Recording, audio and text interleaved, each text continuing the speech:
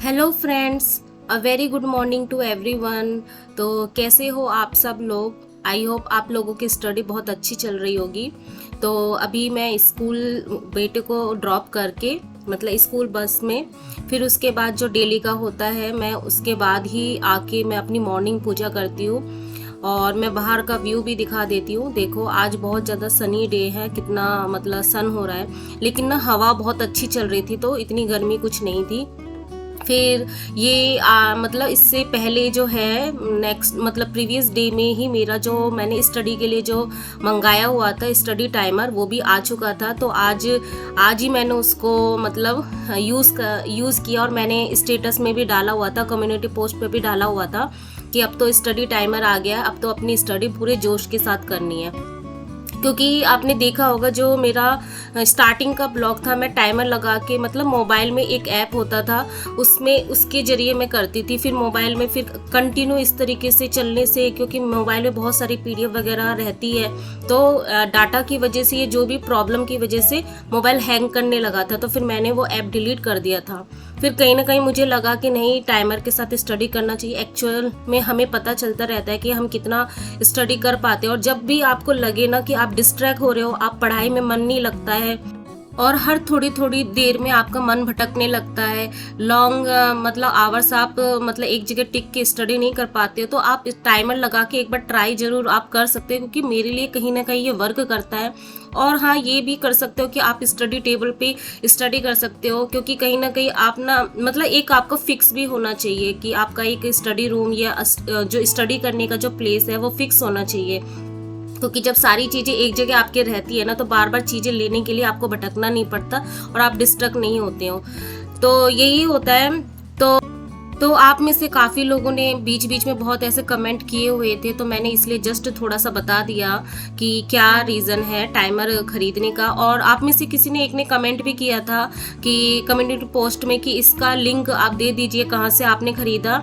तो ये आप फ्लिपकार्ट, अमेजन, ऑनलाइन से आप इजीली आप परचेज़ कर सकते हो, ऐसा कुछ नहीं है। मैंने इसलिए शो भी नहीं किया कि क्योंकि इजीली ये अवेलेबल है ऑनलाइन में, तो आप वहाँ से ले सकते हैं। आप स्टडी टाइमर आप लिखोगे तो आपको मिल जाएगा, ऐसा कोई इशू नहीं है। तो अभी जो मैं स्टडी कर रही हूँ, जैसा कि आप लोगों को पता है, प्रीवियस ब्लॉग में मैंने बता दिया कि मेरा 15 डेज का जो जनरल मैथ का टारगेट था वो फिनिश हो चुका है।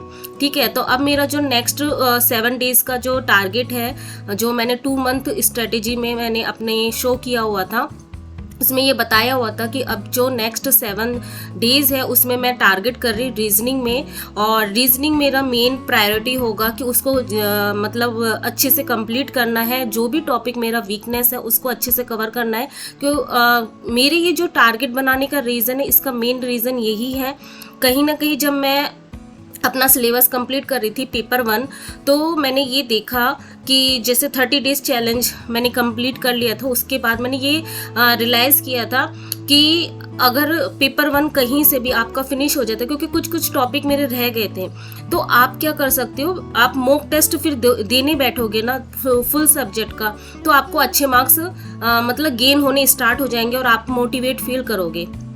तो मेरा रीज़न यही था कि मुझे पेपर 1 को बहुत ज़्यादा स्ट्रॉन्ग बनाना है। जो भी वीकनेस मुझे दिख रही है जिस जिस टॉपिक में, उसको इम्प्रूव करना है। ठीक है, तो यही मेरा रीज़न था। जैसे किसी ने बोला हुआ था कि आप पूरे दिन मैथ पढ़ रहे हो, लास्ट ब्लॉग में जो वीडियो था उसमें ये बोला हुआ था, तो वो इसलिए मैंने लास्ट डे पूरे दिन मैथ इसलिए चूज़ किया हुआ था क्योंकि मुझे टारगेट फिनिश करना था। और कुछ कुछ टॉपिक ऐसे थे जो मैं फिनिश नहीं कर पाई थी, क्योंकि जनरल मैथ में आपको पता ही है बहुत ज़्यादा उसका मतलब उसमें प्रैक्टिस करनी पड़ती है और वीडियो भी बहुत सर के बहुत सारे थे।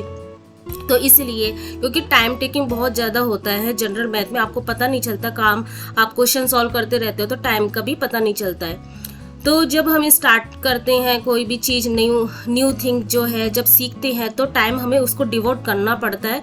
लेकिन धीरे धीरे जब आप उसको मतलब प्रैक्टिस करते हो तो फिर उसके बाद आपका टाइम वो कम लेता है। ठीक है। तो स्टार्टिंग में तो हमें टाइम देना ही पड़ता है। तो अभी जो मैं कर रही हूँ रीजनिंग में, एक मैम है जो उनकी 12 घंटे की वीडियो है, उसको मैं देख रही थी, लेकिन फिर मुझे लगा ना कि ऐसे 12 घंटे फिर मेरे वेस्ट हो जाएंगे।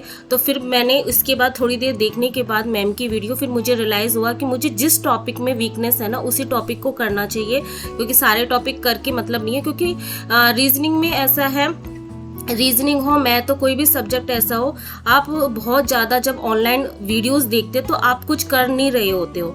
जैसे अभी तो मैं क्या कर रही हूँ, मैम की वीडियो भी देख रही हूँ और साथ में उनके नोट्स भी बनाते हुए जा रही हूँ। जो भी ट्रिक वो बताते हुए जा रहे हैं अपनी लैंग्वेज में मैं लिख के नोट्स बना रही हूँ, जिससे मुझे दोबारा वो वीडियो ना देखना पड़े। लेकिन इसके अलावा आपको क्वेश्चन की प्रैक्टिस भी करनी होती है, क्योंकि रीजनिंग आप जानते ही हो बहुत अच्छे से, मतलब जानते हो कि रीजनिंग में ऐसा है कि सबको, लगभग सबको रीजनिंग आती है। लेकिन मेन प्रॉब्लम ये होती है कि जब हम क्वेश्चन सॉल्व करने पड़ते हैं ना, सॉल्व करते हैं तो कई क्वेश्चन जैसे कोडिंग डिकोडिंग हो गया, सीरीज हो गया, ये सारे क्वेश्चन में आप देखोगे कि अगर आपको वो क्वेश्चन आता है, आपके मतलब वो बन जाते हैं फॉर्मूले कि हाँ इस रीजन से ये नेक्स्ट नंबर आ सकता है, तो आप कर जाओगे। अगर आपके मन में वो आया नहीं, वो ट्रिक नहीं हुआ, तो आप वो क्वेश्चन कर ही नहीं पाओगे।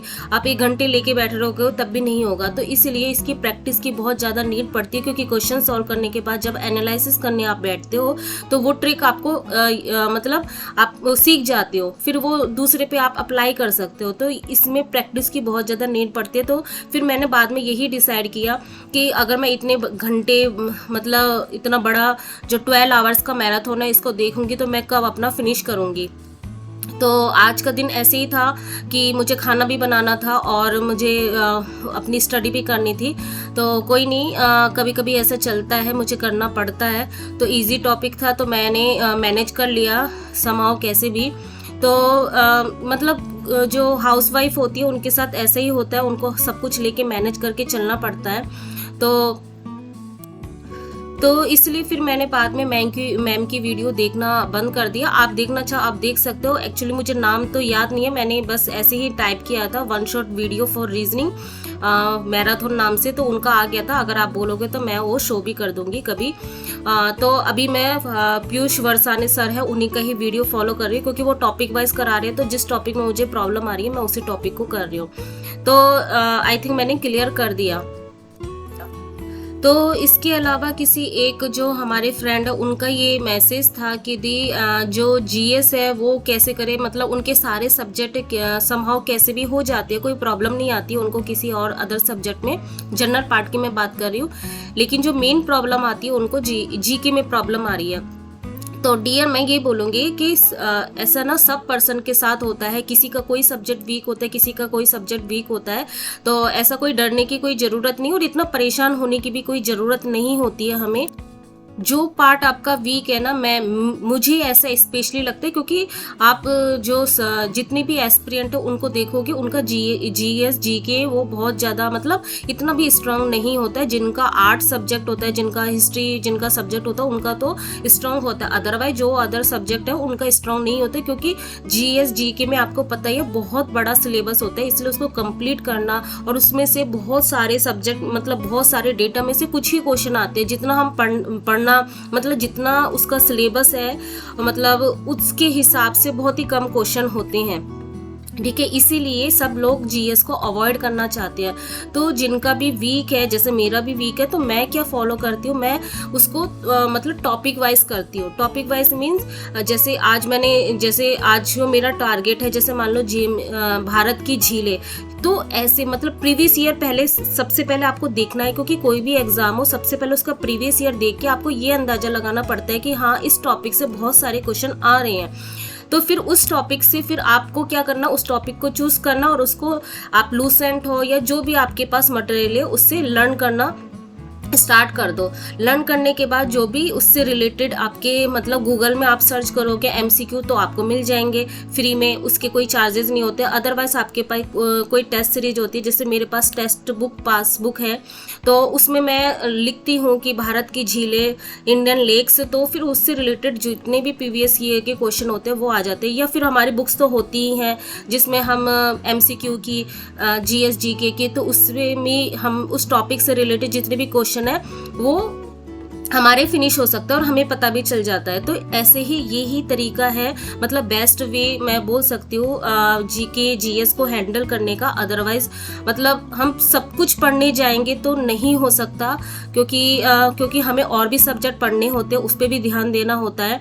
और जैसे कि मेरा जैसे सब्जेक्ट, जैसे मैं साइंस बैकग्राउंड से हूँ, तो मेरा जीएस जीके थोड़ा वीक ही होता है। और हमारा जो मैथ सब्जेक्ट है, आपको पता है, उसमें प्रैक्टिस के लिए हमें बहुत ज़्यादा टाइम डिवोट करना पड़ता है। और हमारा जो सिलेबस है पेपर 2, वो इतना वास्ट हो गया। सिलेबस चेंज होने की वजह से हमें 3 साल का जो सिलेबस होता है उसको अभी कुछ ही मंथ में निपटाना भी है। और जो मैंने पेड बैच लिया था उसमें कुछ करवा भी नहीं रहे अच्छे से, तो मुझे खुद से सेल्फ स्टडी भी करनी पड़ती है, यूट्यूब में वीडियो भी देखने पड़ते हैं।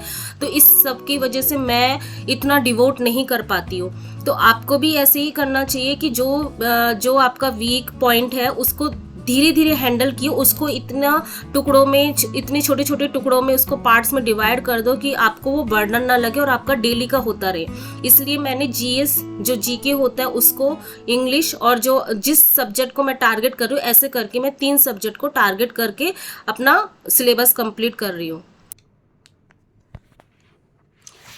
तो अभी जो है आज डेट है 5 सितंबर, और आज अभी जो टाइम हो रहा है 10:40। और आज जो मैंने स्टडी की है वो 8 आवर्स की है। दिख रहा है आपको?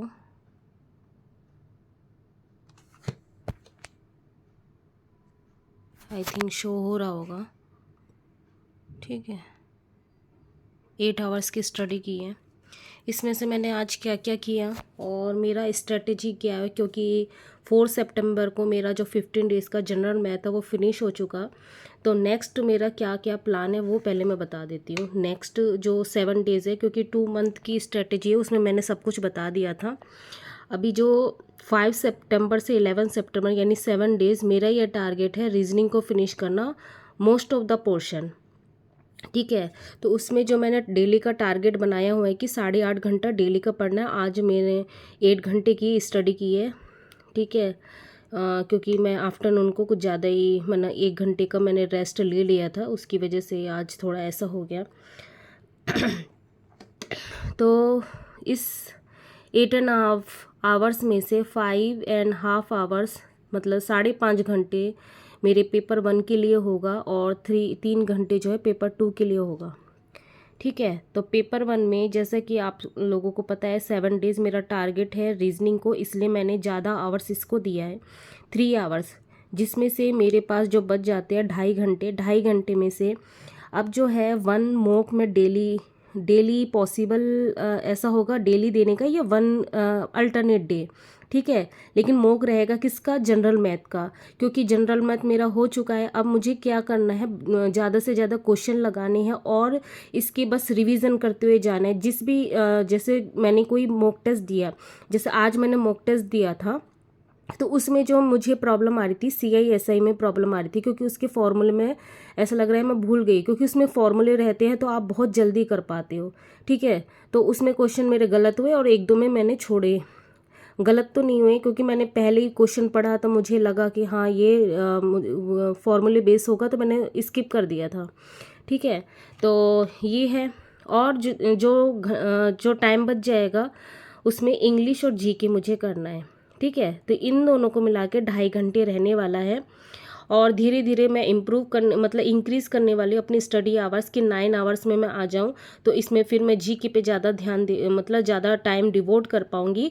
लेकिन मैं ज़्यादा स्ट्रेस नहीं ले रही हूँ अभी, क्योंकि मेरा फोकस अभी इस पे भी है। पेपर 2 मुझे क्या करना है, रिवीजन भी करना है, और जो भी पेंडिंग रह गए हैं उसका नोट्स भी बनाना है, तो बहुत सारा वर्क है। पेपर 1 ऑलरेडी जो है हमारा बहुत ज़्यादा, इतने सारे सब्जेक्ट है, उसको लेके चलना बहुत अभी भी है। और मेरा ये मानना है और मेरी जो स्ट्रेटेजी अब यही बोलती है कि जब तक मेरा सिलेबस कंप्लीट नहीं होगा मुझे पढ़ते रहना, चाहे एग्ज़ाम नेक्स्ट ईयर हो या कभी भी हो। जब तक मेरा सिलेबस कंप्लीट नहीं हो जा रहा, मेरा जो पेपर 1 है वो स्ट्रॉन्ग पार्ट नहीं हो जा रहा, मुझे तब तक स्टडी करना है। ठीक है, तो अगर आप लोग मेरे साथ स्टडी करना चाहते हो तो आप लोग भी कर सकते हो। बाकी जो जिनको लगता है कि नहीं अभी एग्ज़ाम डेट कुछ भी नहीं है, नहीं नेक्स्ट ईयर होगा, तो आप लोगों की मर्ज़ी है। लेकिन मैं अपने आप को यही बोला हुआ है अब से, क्योंकि आज जो है वो टीचर्स डे है, और इस टीचर्स डे में मैंने कुछ अपने आप में ये लिया हुआ है कि नहीं, मतलब टारगेट रखा हुआ है कि जब तक मेरा सिलेबस कंप्लीट नहीं हो जाता मेरा पेपर 2 में, और पेपर 1 मेरा पार्ट 1 जो है वो स्ट्रांग नहीं हो जाता, मुझे तब तक स्टडी करनी है और रेस्ट कम करना है, ठीक है, और इंक्रीज़ करना है। क्योंकि बहुत दिनों बाद मैं कर रही हूँ स्टडी, 7 से 8 ही हो रही थी, अभी इंक्रीज़ मुझे और करना है, क्योंकि मैंने अर्ली मॉर्निंग में स्टडी नहीं कर रही थी, अब मुझे दोबारा से स्टार्ट करना पड़ेगा। तो देखते हैं कब स्टार्ट होता है, लेकिन अभी तो मैंने ज़्यादा बर्डन नहीं लिया, 8.5 घंटे का ही लिया है। धीरे धीरे इंक्रीज़ करेंगे, आधा आधा घंटा बढ़ा बढ़ा के फिर उसके बाद करेंगे। तो आज जो मैंने किया वो मैंने किया जीएस में, जैसे कि कल पूरा दिन मेरा जो जनरल मैथ है उसको फिनिश करने में लग गया था, तो कोई भी पोर्शन कुछ भी नहीं करना हुआ था। तो आज है, कल का दिन नहीं पड़ा, और तो फिर मैंने सोचा इसको रिवीजन ही करते, और जीएस में मैंने यही सोचा हुआ है, मैं मल्टीपल रिवीजन करती हुई रहूँगी। तो आज ओनली यही किया मैंने। फिर जनरल मैथ में एक मॉक टेस्ट दिया, उसका एनालिसिस किया, ठीक है। और मॉक टेस्ट में मेरे क्या मार्क्स आए मैंने कम्युनिटी पोस्ट में ऑलरेडी पोस्ट कर ही दिया था, ठीक है। इंग्लिश में आज ये हो गया था। फिर उसके बाद रीजनिंग में जो आज मैंने टॉपिक उठाया था फिगर और काउंटिंग, ठीक है, ये वाला, तो यूट्यूब में मैंने ऐसे ही सर्च किया हुआ था कि रीजनिंग 1 शॉट, तो उसमें 11-12 घंटे की ऐसी वीडियो आई हुई थी, एक मैम थी वो पढ़ा रही थी। तो देखते हैं कितना क्या समझ में आता है, नहीं तो फिर मैं पीयूष सर को ही दोबारा से देखूंगी, देखते क्या करते हैं। फिर उसके बाद आज जो पेपर 2 में कॉम्प्लेक्स एनालिसिस, ये मैंने रिवीजन किया था, ठीक है, क्योंकि इससे रिलेटेड कुछ क्वेश्चन किए थे कॉम्प्लेक्स इंटीग्रल से रिलेटेड, कि मैं भूल नहीं जाऊँ, दोबारा से थोड़ा करती हूँ। तो यही था आज का दिन, ज़्यादा कुछ मैं कर नहीं पाई। तो फिर मिलते हैं नेक्स्ट ब्लॉग में, तब तक के लिए बाय, गुड नाइट।